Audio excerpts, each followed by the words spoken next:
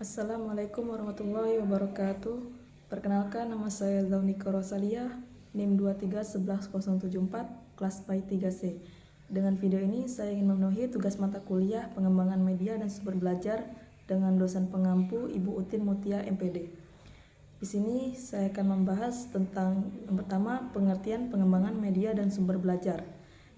Sebelum membahas keseluruhan, kita bahas per kata terlebih dahulu.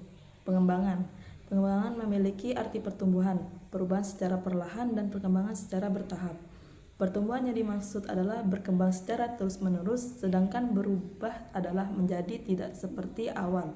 Artinya berubah menjadi yang lebih baik. Karena pokok bahasan yang dimaksud di sini adalah pendidikan, maka harapan ke depan menuju perubahan dan pertumbuhan ke arah yang lebih baik melalui tahapan-tahapan tertentu serta perencanaan yang matang. Media adalah segala sesuatu yang dapat digunakan untuk menyalurkan pesan dari pengirim ke penerima sehingga dapat merangsang pikiran, perasaan, perhatian, dan minat serta perhatian siswa sedemikian rupa sehingga proses belajar terjadi.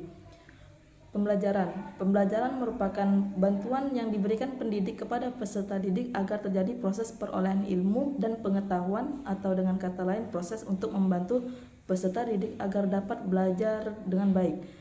Kesimpulan yang bisa diambil dari penjelasan saya yang disampaikan tadi bahwa pengembangan media pembelajaran adalah proses merancang, membuat, menyempurnakan, serta mengembangkan suatu produk yang dapat digunakan untuk menyalurkan pesan dari pengirim dalam hal ini guru ke penerima siswa sehingga dapat merangsang perhatian, pikiran, minat, motivasi, serta perhatian siswa sedemikian rupa sehingga proses belajar lebih efektif dan efisien agar tujuan pembelajaran tercapai dengan sempurna.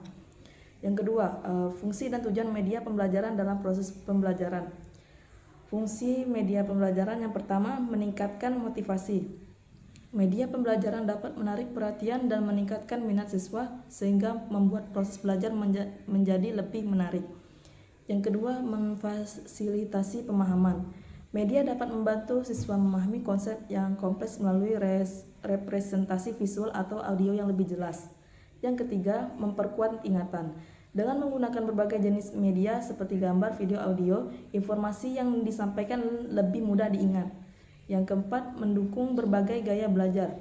Media pembelajaran memungkinkan instruksi untuk disampaikan dengan cara yang bervariasi, sehingga dapat menjangkau siswa dengan berbagai gaya belajar visual, auditori, kinestik. Yang kelima, membantu dalam demonstrasi dalam beberapa kasus.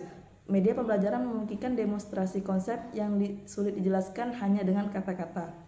Yang keenam, mempermudah akses informasi. Media pembelajaran juga membantu siswa mendapatkan informasi dengan lebih cepat dan efisien, khususnya dengan adanya sumber daya online. Tujuan media pembelajaran. Yang pertama, meningkatkan efektivitas. Media dirancang untuk membuat pembelajaran lebih efektif dan efisien sehingga mengoptimalkan waktu dan hasil belajar. Yang kedua, mendukung pengembangan keterampilan. Media pembelajaran dapat digunakan untuk melatih keterampilan tertentu seperti berpikir kritis dan analitis melalui simulasi dan permainan edukatif. Yang ketiga, mendorong interaktivitas. Media interaktif seperti software edukasi atau aplikasi mobile memungkinkan siswa untuk berinteraksi secara langsung dengan materi pembelajaran. Yang keempat, memberdayakan siswa. Media memberikan kesempatan bagi siswa untuk belajar secara mandiri dan aktif, meningkatkan tanggung jawab serta terhadap proses belajar. Yang ketiga, seberapa krusialkah peran media pembelajaran dalam proses pembelajaran?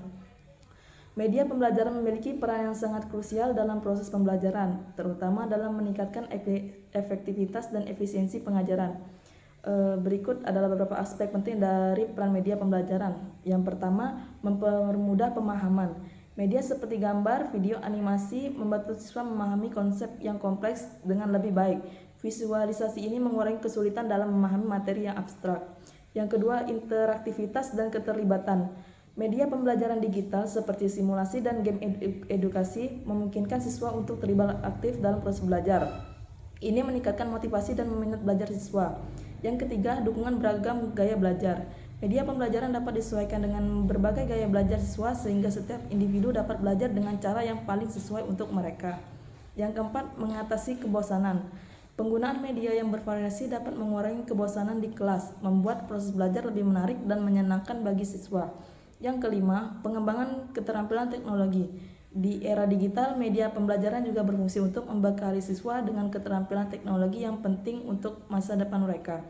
Itulah pembahasan yang dapat saya sampaikan. Saya akhiri, wabillahi taufiq wa hidayah. Wassalamualaikum warahmatullahi wabarakatuh.